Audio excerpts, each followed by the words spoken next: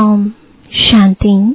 आज 6 मार्च 2021 बाबा के महावाक्य है, मीठे बच्चे, पुण्य आत्मा बनना है तो एक बाप को याद करो, याद से ही खाद निकलेगी, आत्मा पावन बनेगी। प्रश्न है, कौन सी स्मृति रहे तो कभी भी किसी बात में मूझ नहीं सकते।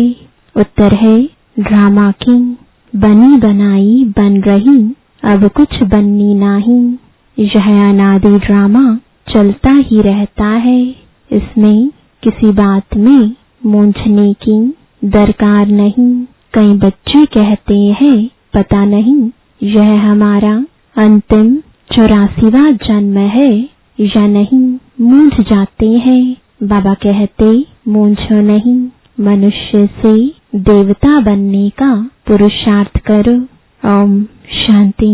बच्चों को ओम शांति के अर्थ का तो पता है कि मैं आत्मा हूँ और मुझ आत्मा का स्वधर्म है शांति। मैं आत्मा शांत स्वरूप शांति धाम की रहने वाली हूँ। यह लेसन पक्का करते जाओ। यह कौन समझाते हैं? शिव बाबा। याद भी करना है शिव बाबा को। उनको अपना रथ नहीं है, इसलिए उनको बैल दे देते हैं। मंदिर में भी बैल रख दिया है। इसको कहा जाता है पूरा अज्ञान। बाप समझाते हैं बच्चों को अथवा रूहों को, यह है रूहों का बाप शिव। इनके नाम तो बहुत है, परंतु बहुत नाम से मूंझ पड़े हैं। वास्तव में इसका नाम है शिव। शिव जयंती भी भारत में मनाई जाती है। वह निराकार बाबा है, आकर पतितों को पावन बनाते हैं। कोई ने भागीरथ, कोई ने नंदीगढ़ कह दिया है। बाप ही बताते हैं कि मैं कौन से भाग्यशाली रथ में आता हूँ।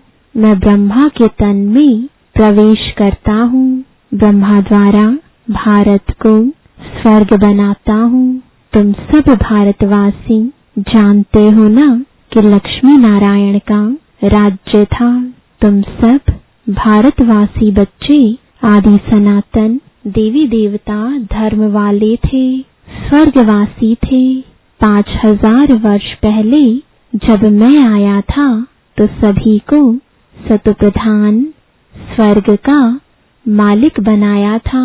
फिर पुनर्जन्म जरूर लेना पड़े। बाप कितना सीधा बताते हैं। अब जयंती मनाते हो, बाबा की पधरामणी हुए अभी 85 वर्ष हुए। फिर साथ साथ ब्रह्मा विष्णु शंकर की भी पधरामणी है।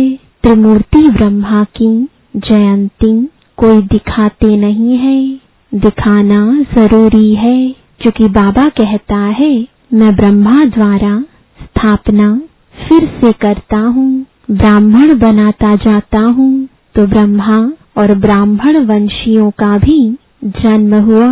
फिर दिखाता हूँ कि तुम सो विष्णुपुरी के मालिक बनेंगे। बाप की याद से ही तुम्हारी खाद निकलेगी। भल भारत का प्राचीन योग मशहूर है, परंतु वह किसने सिखाया था यह कोई नहीं जानते। खुद कहते हैं, हे बच्चे, तुम अपने बाप को याद करो, वर्षा तुमको मेरे से मिलता है। मैं तुम्हारा बाप हूँ। मैं कल्प कल्प आता हूँ, आकर तुमको मनुष्य से देवता बनाता हूँ, क्योंकि तुम देवी देवता थे। फिर 84 जन्म लेते लेते आकर पतित बने हो। रावण की मत पर चल रहे हो। ईश्वरीय मत से तुम स्वर्ग के मालिक बनते हो। बाप कहते हैं, मैं कल्प पहले भी आया था। जो कुछ पास होता है वह कल्प कल्प होता ही रहेगा। बाप फिर भी आकर इनमें प्रवेश करेंगे। इस दादा को छुड़ाएंगे, फिर इन सब की परवरिश कराएंगे। तुम जानते हो कि हम ही सतयुग में थे। हम भारतवासियों को ही 84 जन्म लेना पड़े। पहले पहले तुम सर्वगुण संपन्न 16 कला संपूर्ण थे। यथा राजा रानी तथा प्रजा नंबरवार, सब तो राजा नहीं बन सकते। तो बाप समझाते हैं, सतयुग में तुम्हारे 8 जन्म, त्रेता में 12 जन्म। ऐसे ही अपने को समझो कि हमने यह पाठ बजाया है। पहले सूर्यवंशी राजधानी में पाठ बजाया, फिर चंद्रवंशी में, फिर नीचे उतरते वाम मार्ग में आए। फिर हमने 63 जन्म लिए। भारतवासियों ने ही पूरे 84 जन्म लिए हैं और कोई धर्म वाले इतने जन्म नहीं लेते हैं। गुरु नानक को 500 वर्ष हुए, करीब उनके 12-14 जन्म होंगे। यह हिसाब निकाला जाता है। कृष्ण ने 2000 वर्ष में 60 पुनर्जन्म लिए होंगे। वृद्धि होती जाती है, पुनर्जन्म लेते जाते हैं। बुद्धि में यह विचार करो तो हमने ही 84 जन्म भोगे हैं। फिर सतु प्रधान बनना है। जो कुछ पास हुआ ड्रामा, जो ड्रामा बना हुआ है वह फिर रिपीट होगा। बेहद की हिस्ट्री में तुमको ले जाते हैं। तुम पुनर्जन्म लेते आए हो। अब तुमने 84 जन्म पूरे किए हैं। अब फिर बाप ने याद दिलाई कि तुम्हारा घर है शांति धाम। आत्मा का रूप क्या है? बिंदी। वहाँ जैसे बिंदियों का झाड़ है, आत्माओं का भी नंबरवार झाड़ है। नंबरवार नीचे आना होता है। परमात्मा भी बिंदी है। ऐसे नहीं कि इतना बड़ा लिंग है। बाप कहते हैं कि तुम हमारे बच्चे बनते हो तो मैं तुमको स्वर्ग का मालिक बनाता हूँ। पहले तुम हमारे बने, फिर मैं तुमको पढ़ाता हूँ।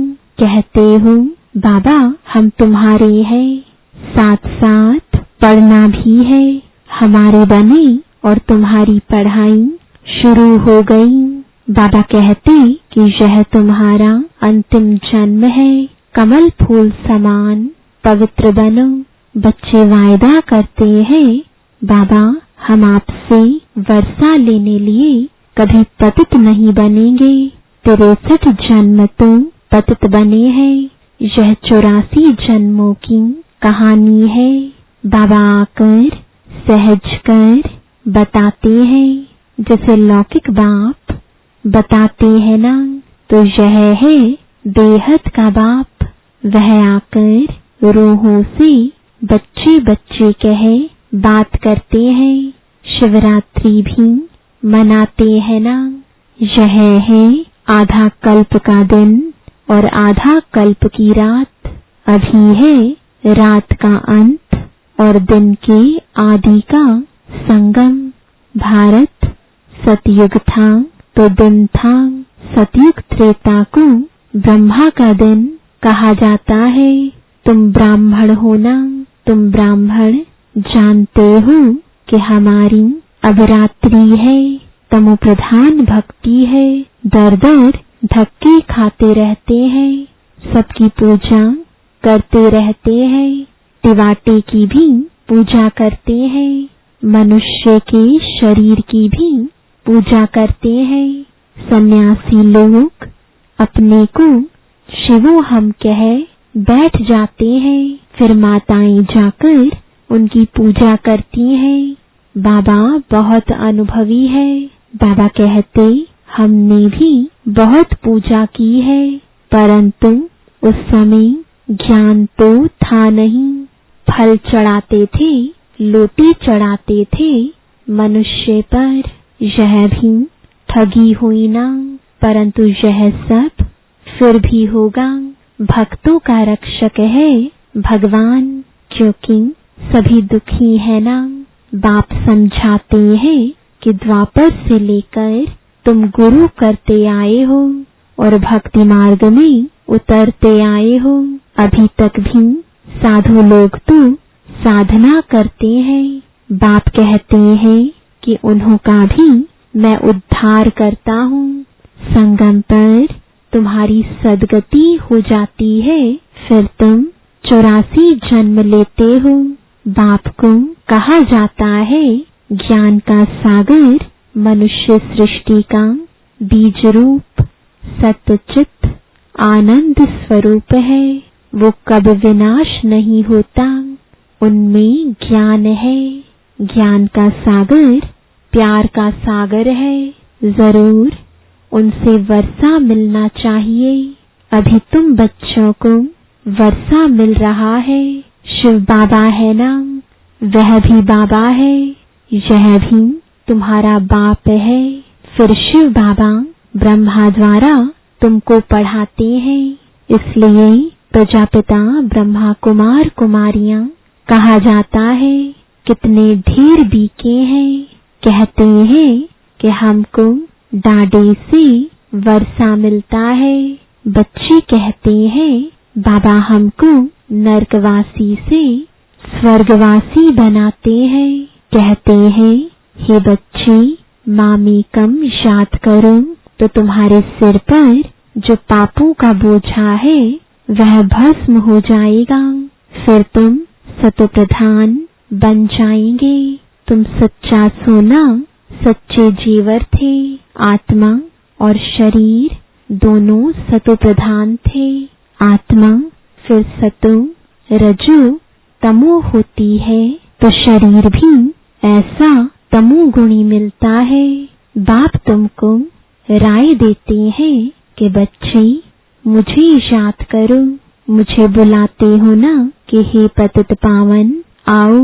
भारत का प्राचीन राजयोग मशहूर है, वह अब तुमको सिखला रहा हूँ कि मेरे साथ योग रखो तो इससे तुम्हारी खाद जल जाएगी। जितना याद करेंगे उतनी खाद निकलती जाएगी। याद की ही मुख्य बात है। नॉलेज तो बाप ने दी है। सतयुग में यथा राजा रानी तथा प्रजा सब पवित्र थे, अभी सब पतित हैं। बाप कहते हैं कि इनके बहुत जन्मों के अंत के जन्म में मैं प्रवेश करता हूँ। इसको कहा जाता है भाग्यशाली रथ। यह पढ़कर फिर पहले नंबर में जाते हैं। नंबरवार तो बनते हैं ना, मुख्य एक नाम होता है। बाप ने बच्चों को 84 जन्मों का राज अच्छी रीति समझाया है। तुम आदि सनातन देवी देवता धर्म के हो, न कि हिंदू धर्म के। तुम कर्म श्रेष्ठ धर्म श्रेष्ठ थे। फिर रावण के प्रवेश होने से धर्म कर्म भ्रष्ट हो गए हो। अपने को देवी देवता कहलाने में लज्जा आती है, इसलिए हिंदू नाम रख दिया है। वास्तव में आदि सनातन देवी देवता धर्म के थे। तुमने 84 जन्म लिए हैं, फिर पतित बन गए हो। 84 का चक्र भारतवासियों के लिए है। वापस जाना तो सबको है, पहले तुम जाएंगे। जैसे बारात जाती है ना। शिव बाबा को साजन भी कहते हैं। तुम सजनियां इस समय छी तमो प्रधान हो। उनको गुलगुल बनाकर ले जाएंगे। आत्माओं को पावन बनाकर ले जाएंगे। इसको लिबरेटर गाइड कहा गया है। बेहद का बाप ले जाता है। उनका नाम क्या है? शिव बाबा। नाम शरीर पर पड़ता है, परंतु परमात्मा का शिव ही नाम है। ब्रह्मा, विष्णु, शंकर का तो सूक्ष्म शरीर है, शिव बाबा का तो कोई शरीर है नहीं, उनको शिव बाबा ही कहते हैं। बच्चे कहते हैं, हे माता पिता, हम आपके बालक बने हैं। दूसरे तो पुकारते रहते हैं, क्योंकि उन्हों को पता नहीं है। अगर सबको पता पड़ जाए तो मालूम नहीं क्या हो जाए। दैवी झाड़ का अभी सैपलिंग लगता है। हीरे से कौड़ी बनने में 84 जन्म लगते हैं। फिर नए सिर से शुरू होगा वर्ल्ड की हिस्ट्री, ज्योग्राफी रिपीट होगी। बाप समझाते हैं कि तुमने पूरे 84 जन्म लिए हैं। 84 लाख तुम हो ना सके, यह बड़ी भूल है। 84 लाख जन्म समझने कारण कल्प की आयु लाखों वर्ष कह दी है। यह है बिल्कुल झूठ। भारत अब झूठ खंड है। सच खंड में तुम सदा सुखी थे।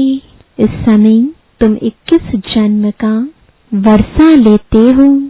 सारा तुम्हारे पुरुषार्थ पर है। राजधानी में जो चाहो वह पद लो। इसमें जादू आदि की कोई बात नहीं है।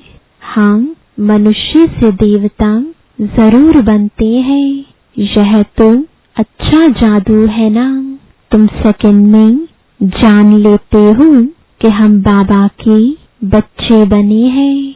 कल्प कल्प बाबा हमको स्वर्ग का मालिक बनाते हैं। आधा कल्प भटकते आए हो। स्वर्गवासी तो कोई भी हुआ नहीं। बाप आकर तुम बच्चों को लायक बनाते हैं। बरोबर यहाँ महाभारत लड़ाई लगी थी और राजयोग सिखाया था। शिव बाबा कहते हैं कि मैं ही आकर तुमको सिखाता हूँ, न कि क्राइस्ट। अभी तुम्हारा बहुत जन्मों के अंत का जन्म है। मूंछो नहीं, तुम भारतवासी हो। तुम्हारा धर्म बहुत सुख देने वाला है और धर्म वाले तो बैकुंठ में आ नहीं सकते। यह भी ड्रामा अनादि चलता रहता है। कब बना यह कह नहीं सकते। इसकी नो एंड। वर्ल्ड की हिस्ट्री, ज्योग्राफी रिपीट होती है। यह है संगम युग, छोटा युग। चोटी है ब्राह्मणों की। बाप तुम ब्राह्मणों को देवता बना रहे हैं, तो ब्रह्मा के बच्चे जरूर बनना पड़े।